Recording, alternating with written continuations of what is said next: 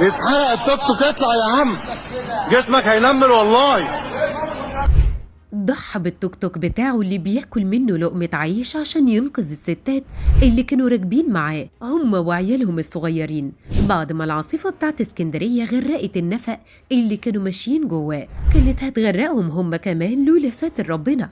التوك توك باظ للأسف الشديد وأصبح محتاج مبلغ كبير قوي عشان يرجع يشتغل من تاني. لكن المفاجأة الكبيرة إن الشرطة عملت له محضر بعدها، وده اللي خلى ناس كتير قوي على السوشيال ميديا زعلانين ومتعاطفين معاه. فيلا بينا أعرفكم حدوتة الشاب أحمد سواق توك توك اسكندرية، وإزاي قدر ينقذ جوز ستات وعيالهم من الغرق بسبب العاصفة. امبارح الدنيا كانت مقلوبة حرفيا في محافظة اسكندرية بعد ما حصلت عاصفة شديدة قوي بطريقة مفاجئة كانت ناقصة تشيل البيوت من فوق وش الأرض، وبسبب العاصفة دي نزلت الأمطار ترخ على شوارع المدينة بطريقة مش طبيعية.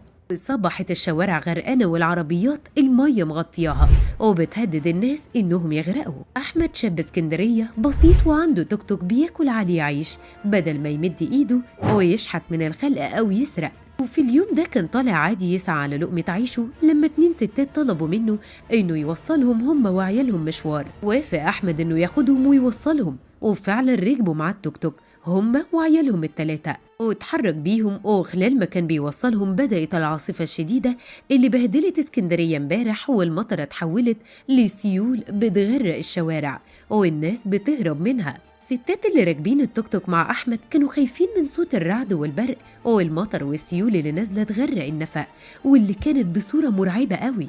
واللي زاد الطين بلة إن التوك توك عطل جوه النفق اللي كانوا معديين منه، والسيول كمان بدأت تغرقه. أحمد حس بالخطر على الستات اللي راكبين معاه وعلى ولادهم، فقرر إنه ما يتخلاش عنهم ونزلهم من التوك توك وركبهم عربية تانية ووصلهم لبر الأمان. بس لما رجع يشوف التوك توك بتاعه لقاه غرق في النفق تحت المية تماما، فقرر ينزل يعوم في التلج ده عشان ينقذ التوك توك. واحد من الناس شافه فقال له اطلع من المية ده بدل ما تموت من التلج، التوك توك يتعوض لكن حياتك ما تتعوضش. وبالفعل أحمد سمع كلامه وقرر يطلع من المية والنفق، وبعدها اكتشف إن التوك توك محتاج 25,000 جنيه عشان يتصلح ويرجع زي الأول. وبمجرد انتشار الفيديو على السوشيال ميديا الناس كلها تعاطفت مع أحمد وتصرفه. قال شخص من الأشخاص يا جماعة والله احنا نقدر نساعد ناس كتير قوي لو كل واحد بعت له 50 جنيه هيصلح التوك توك بدل ما يعمل أي حاجة تانية غلط. غريب بقى إن إدارة مرور الإسكندرية قررت تحرر محضر ضد سواق التوك توك بسبب سيره في مكان غير مخصص ليه، وقررت كمان التحفظ على التوك توك. النهاية يا ترى إيه رأيكم في تصرف أحمد سواق التوك توك مع الستات وأولادهم؟